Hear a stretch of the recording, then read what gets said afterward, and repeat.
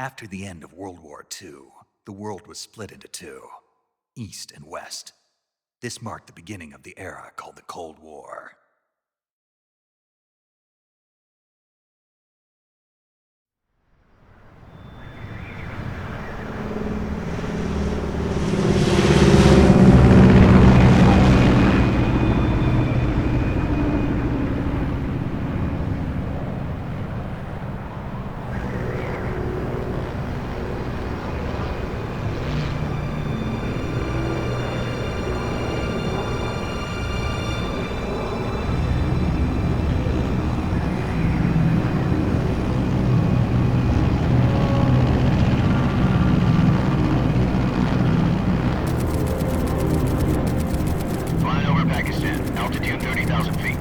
Approaching Soviet airspace. 20 minutes to drop off. Commencing internal depressurization. Equipment check. Arm main parachute. All right. You ready to go? Drop zone still showing a high pressure mass. Cav okay. Good. We've got high visibility.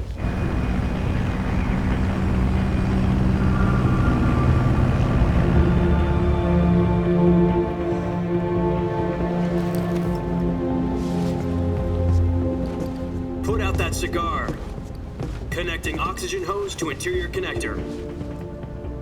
Put on your mask.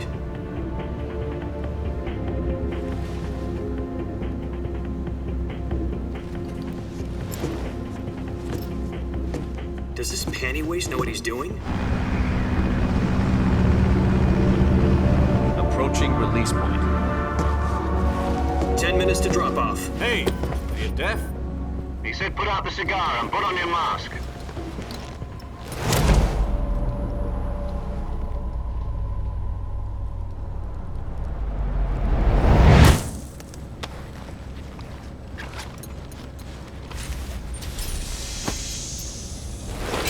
Depressurization complete. Checking oxygen supply. 6 minutes to drop off. Opening rear hatch.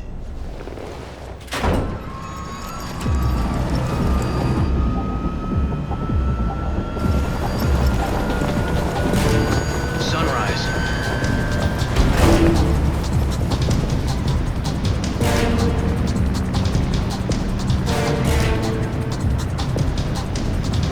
External temperature minus 46 degrees Celsius. 2 minutes to drop off. Stand up. You'll be falling at 130 miles per hour. Try not to get frostbite from the wind chill. 1 minute to drop off. Move to the rear. Activate bailout bottle. This is one for the history books. The world's first halo jump. 10 seconds to drop off. Stand by. Status okay. All green. Prepare for drop off. Countdown. 5, 4, 3, 2, 1. Spread your wings And fly. God be with you.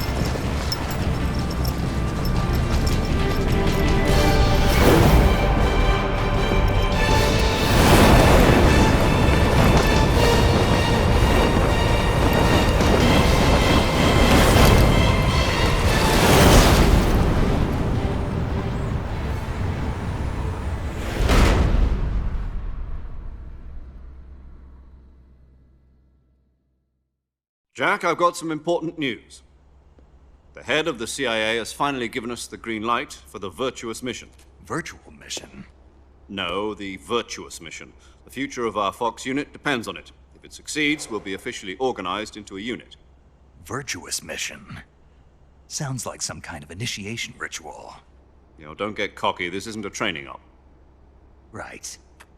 So what exactly is this wonderful mission? Well, about 2 years ago, a certain Soviet scientist requested asylum in the West through one of our moles. His name is Nikolai Stepanovich Sokolov. He's head of the OKB 754 Design Bureau, one of the Soviets' top-secret weapon research facilities, and the East's foremost expert on weapons development. Sokolov? Isn't he that famous rocket scientist? The very same. On April the 12th, 1961, the Soviets achieved the first manned spaceflight in history. The Earth was blue, but there was no God. Well spoken. The rocket that carried Yuri Gagarin to orbit was the A-1, known as the Vostok rocket.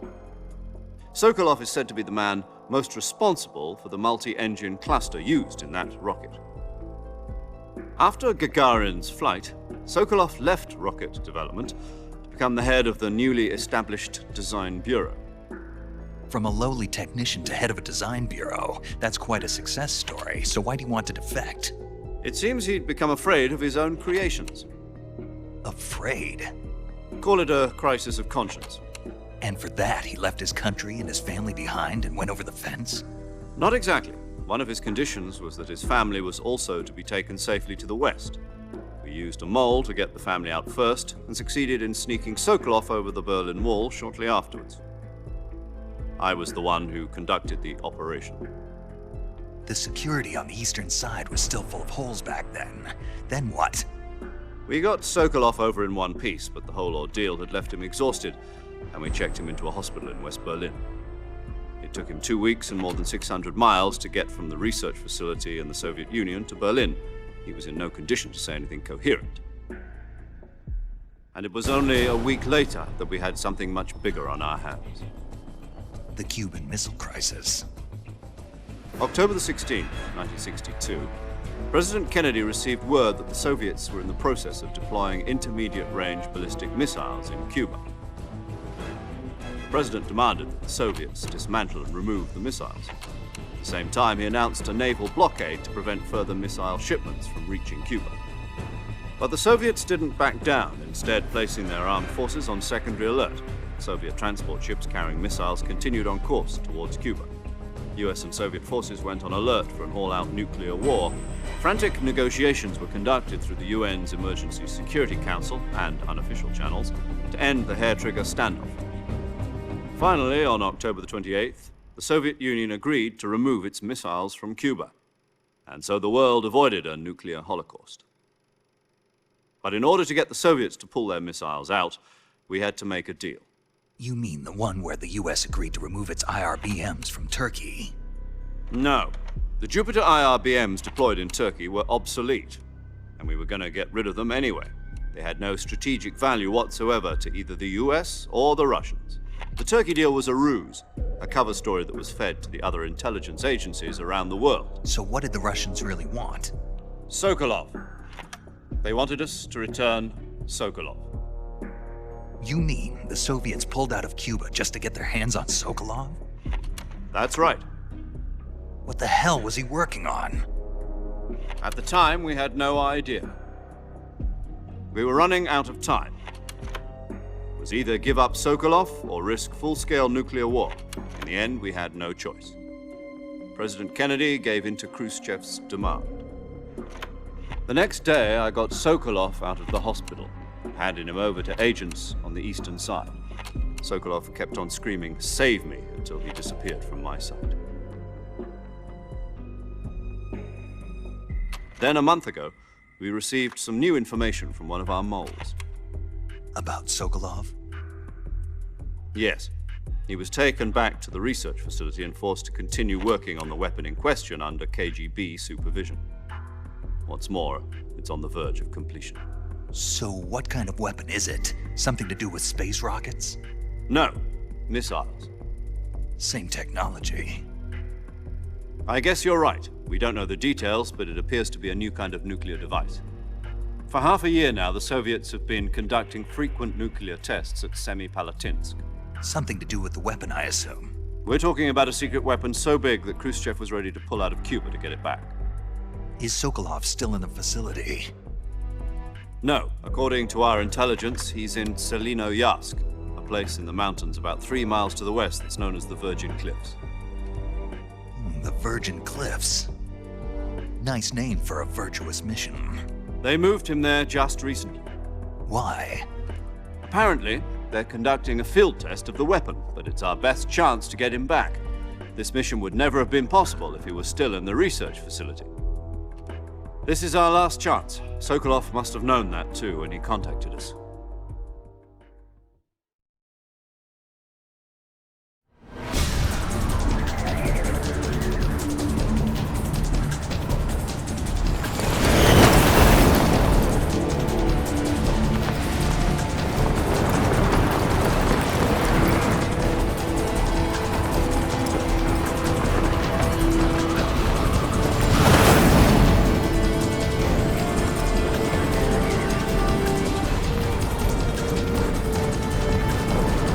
Listen up, Jack. Your mission is to infiltrate Selino-Yarsk in the Soviet mountains, ensure the safety of Sokolov, and bring him back to the west.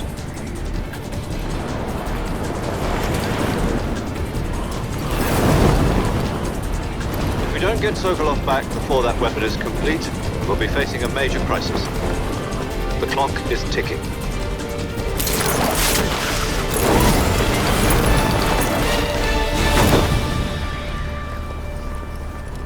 Once we've confirmed the rescue of Sokolov, stand by at the recovery point.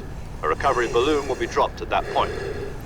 Helium will be pumped into the balloon to inflate it. The process takes about 20 minutes. Once it's complete, the gunship's arm will latch onto the balloon and pull it up. The Fulton surface-to-air recovery system. I'm familiar with the theory. Take it easy. It's been combat proven. Do you think Sokolov is up to it? The shock will be less than during a parachute jump, and the arm can handle up to 500 pounds. So you're planning on going over the border in a single combat Talon? She's equipped with two 6-barrel 20mm Vulcan cannons, as well as two 40mm machine guns. Sounds like she could hold her own against a battalion of tanks. Even with the fuel in the reserve tank, we're facing a 4-hour time limit. If all goes well, it shouldn't take more than a few hours. Home in time for dinner. But if anything goes wrong, you'll be eating dinner, breakfast, and all the rest of your meals in the jungle.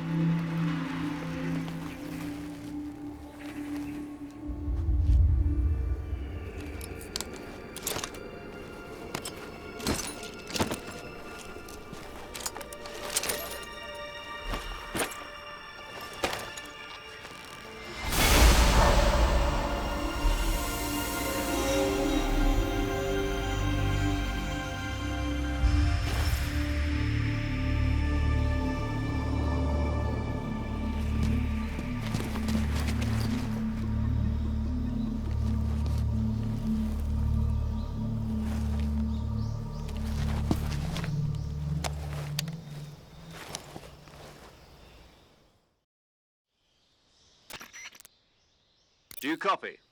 You're already in enemy territory, and somebody might be listening in. From here on out, we'll be using code names to refer to each other.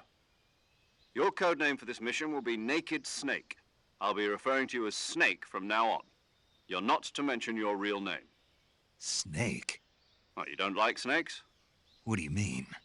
Well, you've eaten one before, haven't you? In survival training. I'm glad to hear that. I don't know if I'd ever order one in a restaurant, but... Be careful, you might not have a choice. What about you, Major? What should I call you? Let's see. I'll be Tom. Call me Major Tom. This will be a sneaking mission. You must not be seen by the enemy. You must leave no trace of your presence. Is that clear? This kind of infiltration is the Fox unit's speciality. In other words, weapons and equipment are procured on site. That goes for food as well. You're completely naked, just as your name implies. Great. Now I see why you asked me if I like snakes. I suppose calling me Snake was your idea of a joke, too. No. There's a good reason for that. I'll tell you later when the time is right. Gotcha. Getting back to the subject, how exactly am I supposed to feed myself? You've been issued a knife and a tranquilizer gun. Use them to hunt for food. You'll also find some medical supplies in your backpack. Yeah, about the backpack. I lost it in a tree on the way down. I see. Well, you'd better go back and get it then. You know where it is? No problem. I can see it from here. It's stuck on a branch. To climb a tree, stand in front of a tree that's covered in ivy and press the action button. I'll be monitoring your progress over the radio. We can't risk violating Soviet airspace, but I'll be in the gunship. My frequency is 140.85. I'll give you a call if I need to talk to you. If you need to talk to me, use the send function. Okay, Snake, go get your backpack.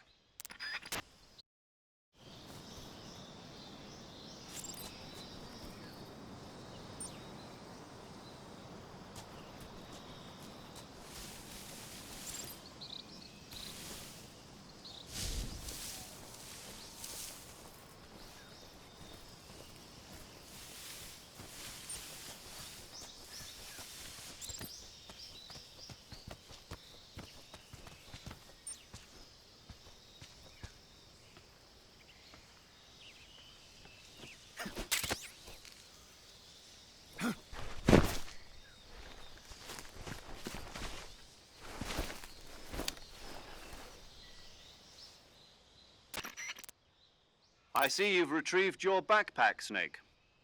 To equip a weapon, it's necessary to take it out of your backpack. In the survival viewer, choose Weapon from the backpack. Your available weapons will be displayed in a list on the screen. From that list, choose the weapon you want to equip and press the Enter button. For other equipped items, just do the same thing from Item. Got it. Use the survival viewer backpack. Yep, that's right.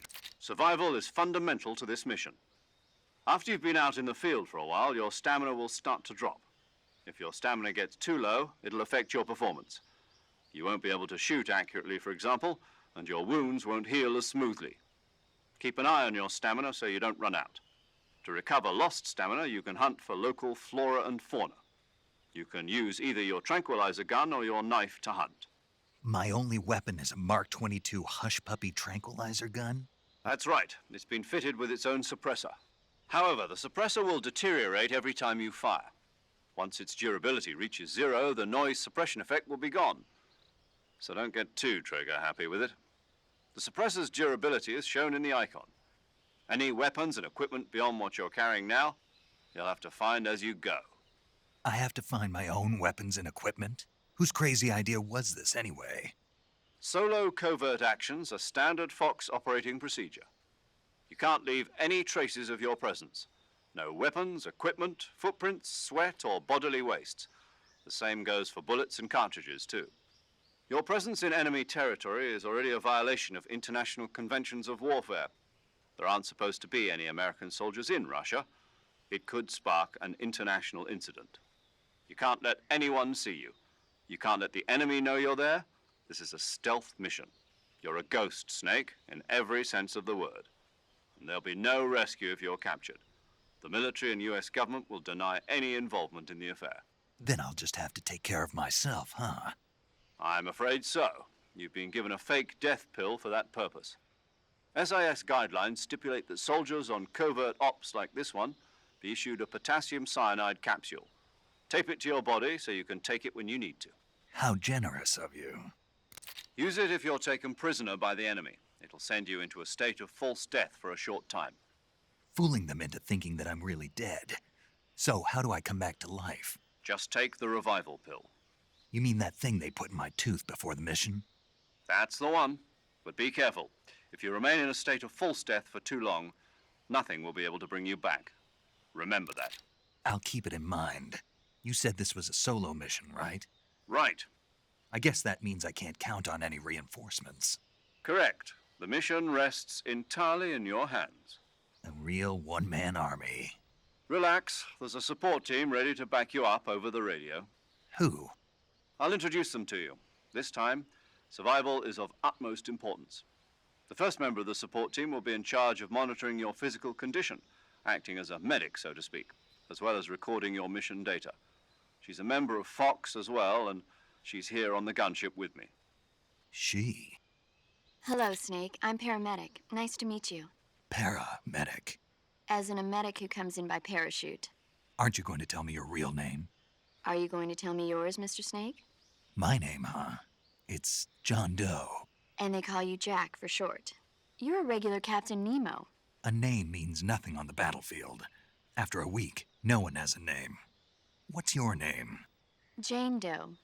Very funny. I wasn't joking, but I'll tell you my name only if you manage to make it back alive. My frequency is 145.73. She's also in charge of recording your mission data. Whenever you want to save, send a message over the reserved save frequency, 140.96. So saving lets me record my mission data. That's right. It also records the state of your health. Good to know. There's one more person I want to introduce you to, Snake. Huh? Speaking of snakes, you remember the boss, don't you? A legendary soldier and your mentor. Actually, it was the boss that got the DCI's authorization in the first place. She's going to be serving as Fox's mission advisor. The boss is? She also helped me plan this mission. She and I were at SAS together. Jack, is that you? How many years has it been? Boss? That's right. It's me. Talk to me. Let me hear your voice. It's been 5 years, 72 days, and 18 hours. You've lost weight. You can tell just by the sound of my voice. Of course I can. I know all about you. Really? Well, I don't know anything about you. What's that supposed to mean? Why'd you disappear on me all of a sudden? I was on a top secret mission. You didn't need me anymore. But there were still so many things I wanted you to teach me. No, I taught you everything you needed to know about fighting techniques. I taught you all I could. The rest you needed to learn on your own. Techniques, sure. But what about how to think like a soldier? How to think like a soldier? I can't teach you that. A soldier needs to be strong in spirit, body, and technique. And the only thing you can learn from someone else is technique.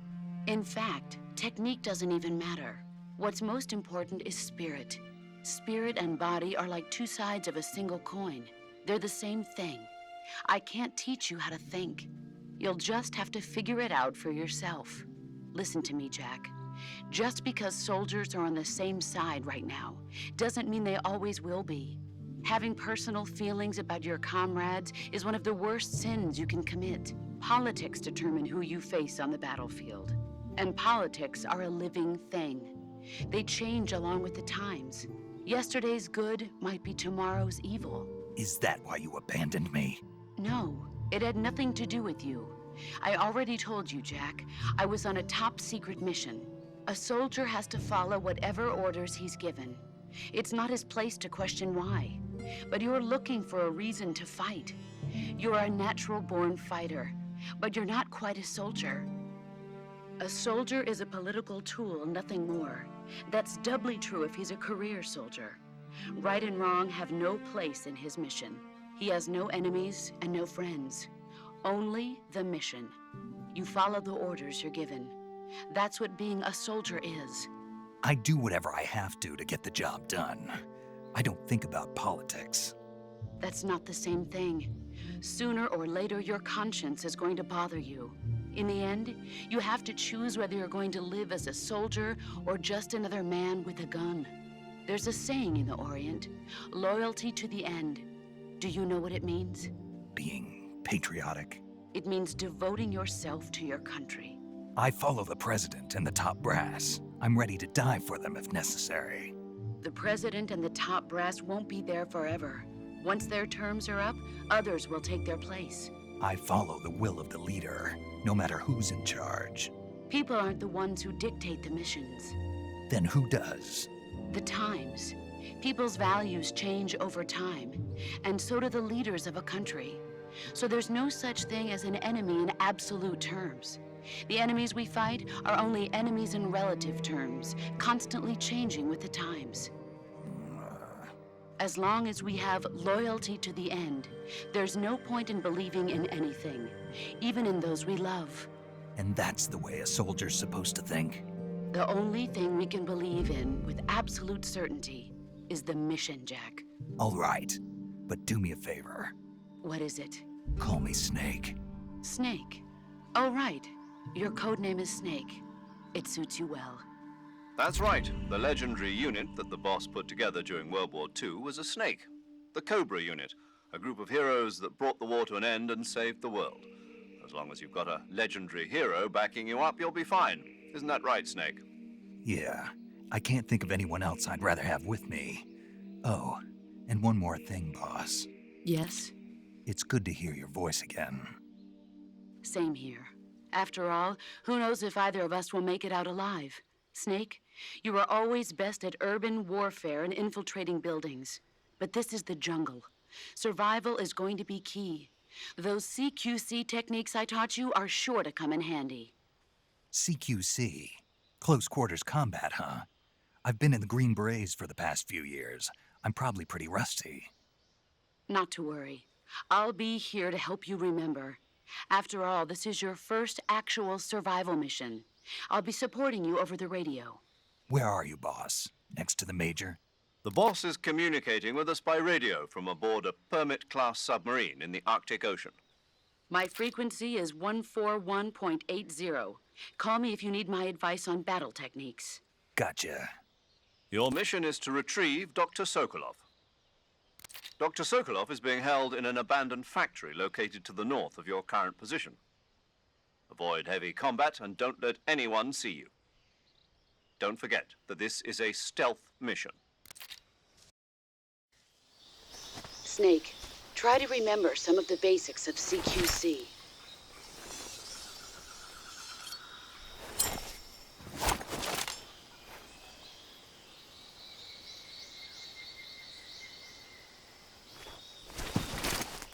Commencing virtuous mission now.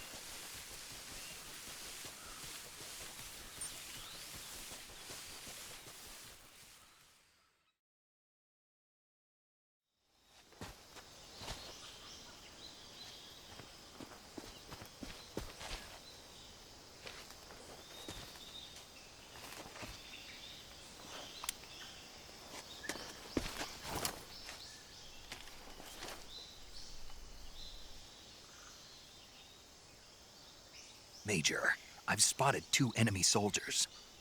They're probably KGB troops sent to guard Sokolov. AK-47s and grenades.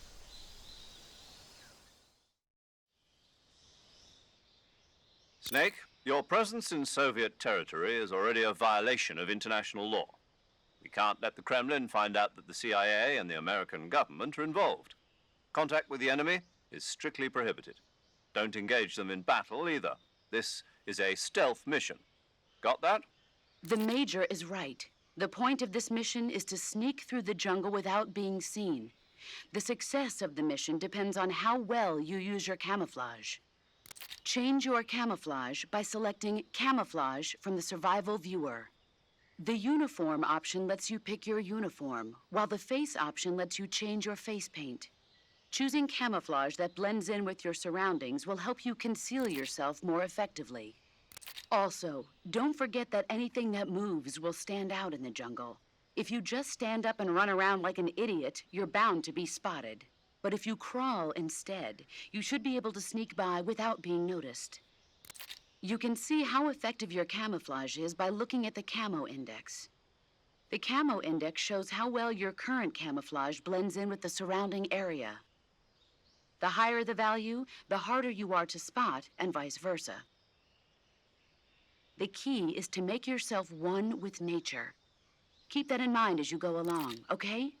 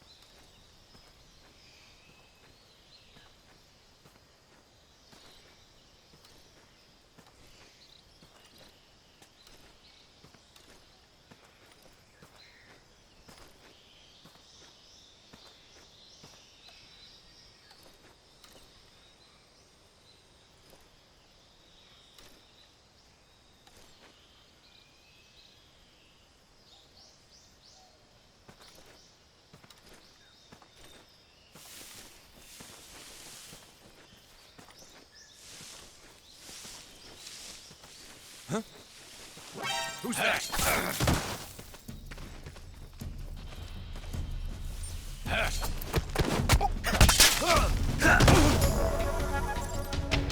HQ, respond. This is HQ. Patrol here. Enemy sighted. Requesting backup. Acknowledged. Sending reinforcements.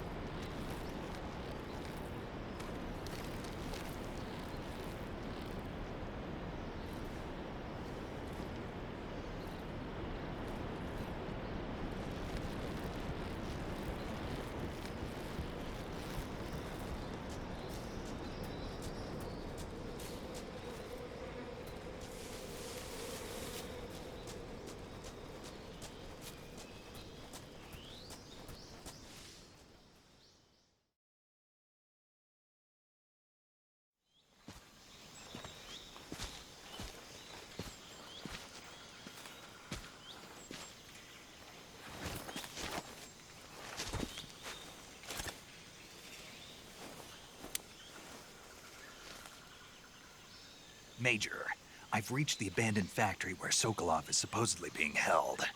This place is a dump.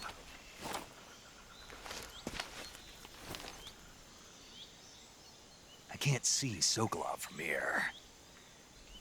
The security is pretty tight. There are sentries posted around the perimeter. I wonder how many are inside.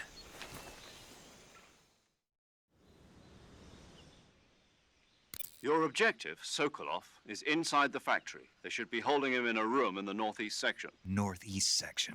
Got it. Be careful. Your mission is to bring Sokolov back alive. He must not be exposed to any kind of danger. Do not approach Sokolov while in the alert phase. Right. Oh, and one more thing, Snake. You mean there's more? No, it's just that when you get to Sokolov, I want you to tell him something from me. And that is? Sorry for being so late. Is that all? Yes. Understood. Beginning my approach to the target.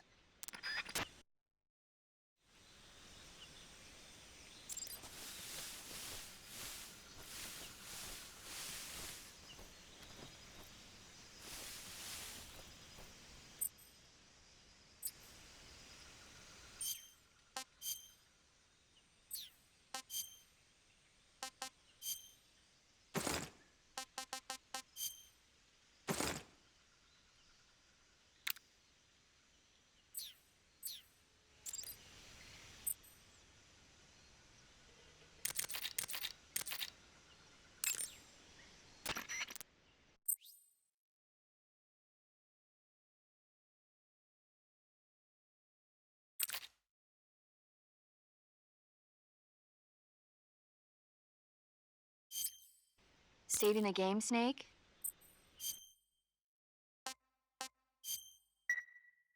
Hey, Snake, you ever heard of Godzilla, King of Monsters? No, what is it? It's a movie. You haven't seen it? Nope. It's about this monster called Godzilla, who grows to an enormous size in a nuclear test and goes on a rampage in Tokyo. Nuclear test, huh? Then the Marshall Islands must be crawling with giant monsters right about now. It's just make-believe. Maybe that's why my pants have been so tight lately. Snake, it's a movie, not a report out of Los Alamos.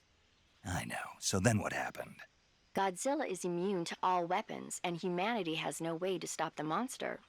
Dr. Shirazawa develops a new type of weapon, but meanwhile, Godzilla is getting closer and closer to Tokyo, obliterating everything in his path. It was originally a Japanese movie, but they made an American version too. I recommend seeing the original Japanese one if you ever get the chance. It's mostly mindless fun, but it's also got a serious anti-nuke message as well. Where can I see the original? You'll just have to go to Japan. Really? That's too bad. If you wait 40 years, you might be able to see it in America too. It might even win awards all across the globe in 60 years. Why's that? 2024 will be Godzilla's 70th birthday. You think they're still going to be making Godzilla movies then? Of course. Everybody loves Godzilla. You sure know a lot about movies. I don't suppose you're the movie-watching type, are you? Not really. Okay, then I'll tell you everything I know. When the going gets tough, movies can save your life. It's always good to be able to look at things from a different perspective when you get in a jam. That's the magic of movies. No kidding. Well, I guess it might at least make a nice distraction. That's the spirit, Snake. Have a little fun.